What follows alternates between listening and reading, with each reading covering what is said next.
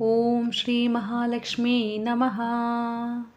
ಸ್ನೇಹಿತರಿಗೆ ಜೆಎಸ್ ಮಂತ್ರಸಾರದ ಇವತ್ತಿನ ವಿಶೇಷವಾದ ಸಂಚಿಕೆಗೆ ನಿಮ್ಮೆಲ್ಲರಿಗೂ ಸ್ವಾಗತ.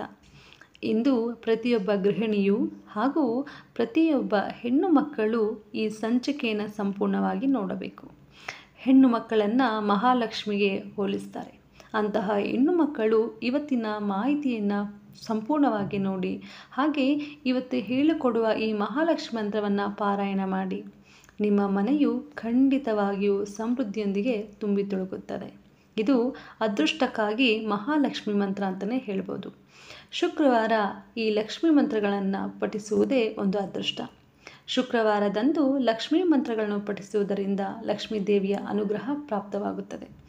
ದೇವರು ಮತ್ತು ದೇವತೆಗಳ ಮಂತ್ರಗಳನ್ನು ದೈವಿಕತೆಗೆ ಸಮರ್ಪಿಸುತ್ತಾರೆ. ಇವುಗಳನ್ನು ನಾವು ಪಠಿಸುವುದರಿಂದ ದೈವಿಕ ಶಕ್ತಿಯ ಆಶೀರ್ವಾದವನ್ನು ಪಡೆದುಕೊಳ್ಳಬಹುದು. ಲಕ್ಷ್ಮೀ ಮಂತ್ರಗಳನ್ನ ಪಠಿಸುವುದರಿಂದ ಸಂಪತ್ತು ಸಮೃದ್ಧಿ ಒಲಿಯುತ್ತದೆ. ಈ ಕಾರಣಕ್ಕಾಗಿ ನಾವು ಶುಕ್ರವಾರದಂದು ವಿಶೇಷವಾದಂಥ ಈ ಲಕ್ಷ್ಮೀ ಮಂತ್ರಗಳನ್ನ ಪಠಿಸಬೇಕು. ಶುಕ್ರವಾರ ಈ ದಿನ ಹೆಚ್ಚಿನ ಜನರು ಉಪವಾಸ ಮಾಡ್ತಾರೆ ಹಾಗೂ ವ್ರತವನ್ನು ಮಾಡ್ತಾರೆ. ಪೂಜೆಯನ್ನು ಮಾಡಿ ಲಕ್ಷ್ಮೀ ದೇವಿಯ ಆಶೀರ್ವಾದವನ್ನು ಪಡೆಯುತ್ತಾರೆ. ಲಕ್ಷ್ಮೀ ದೇವಿಯು ಸಂಪತ್ತಿನ ದೇವತೆಯಾಗುವುದರ ಜೊತೆಗೆ ಭಗವಾನ್ ವಿಷ್ಣುವಿನ ಪತ್ನಿಯೂ ಕೂಡ. ಸಂತೋಷ ಮತ್ತು ಸಮೃದ್ಧ ಜೀವನಕ್ಕಾಗಿ ಲಕ್ಷ್ಮೀ ದೇವಿಯನ್ನು ನಾವು ಪೂಜಿಸಬೇಕು. ಲಕ್ಷ್ಮೀ ಮಂತ್ರದ ಪಠಣವು ವ್ಯಕ್ತಿಗೆ ಸಂಪತ್ತು, ಸಮೃದ್ಧಿ, ಸೌಂದರ್ಯ, ಯೌವನ ಮತ್ತು ಆರೋಗ್ಯವನ್ನು ನೀಡುತ್ತದೆ.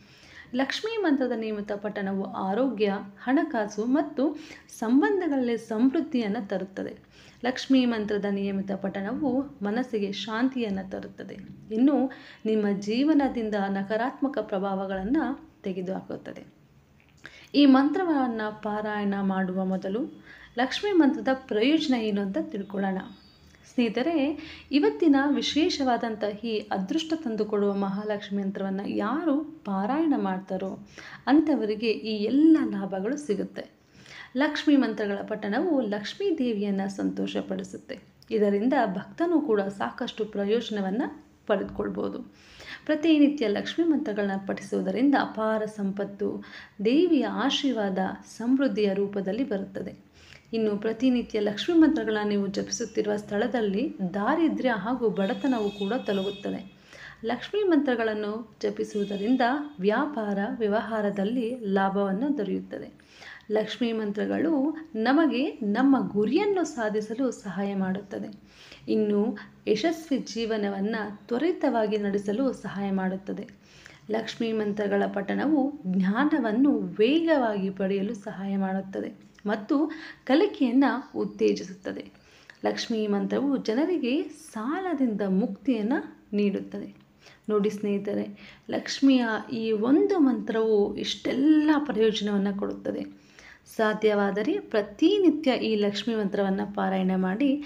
ಇಲ್ಲ ಅಂದರೆ ಪ್ರತಿ ಶುಕ್ರವಾರ ನೀವು ಮನೆಯನ್ನು ಸ್ವಚ್ಛಗೊಳಿಸಿ ದೀಪವನ್ನು ಹಚ್ಚಿ ಪೂಜೆ ಮಾಡಿ ನಂತರ ಇಂದಿನ ಸಂಚಿಕೆಯಲ್ಲಿ ಹೇಳಿಕೊಡುವಂತಹ ಈ ಅದೃಷ್ಟಕ್ಕಾಗಿ ಲಕ್ಷ್ಮೀ ಮಂತ್ರವನ್ನು 21 ಬಾರಿ ನೀವು ಪಾರಾಯಣ ಮಾಡಿ.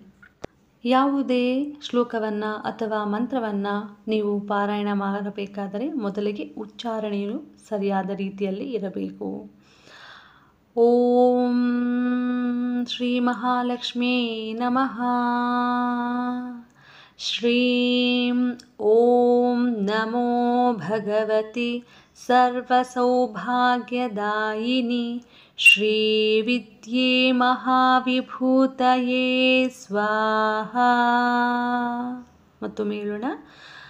ಶ್ರೀಂ ಓಂ ನಮೋ ಭಗವತಿ ಸರ್ವಸೌಭಾಗ್ಯದಾಯಿನಿ ಶ್ರೀ ವಿದ್ಯೆ ಮಹಾವಿಭೂತಯೇ ಸ್ವಾಹಾ. ಈ ಮಂತ್ರವನ್ನು ಸರಿಯಾದ ಉಚ್ಚಾರಣೆಯೊಂದಿಗೆ ಭಕ್ತಿಯಿಂದ ನಿಮ್ಮ ಎಲ್ಲ ಕನಸುಗಳು ಈಡೇರುವಲ್ಲಿ ಅಂತ ತಾಯಿಯಲ್ಲಿ ನೀವು ಕೋರಿಕೊಂಡು ಪ್ರತಿ ಶುಕ್ರವಾರದಂದು ಪೂಜಾ ಸಮಯದಲ್ಲಿ ಪದ್ಮಾಸನ ಅಥವಾ ಸುಖಾಸನದಲ್ಲಿ ಚಿನ್ಮುದ್ರದಲ್ಲಿ ನೀವು ಈ ಮಂತ್ರವನ್ನು ಪಾರಾಯಣ ಮಾಡಿ.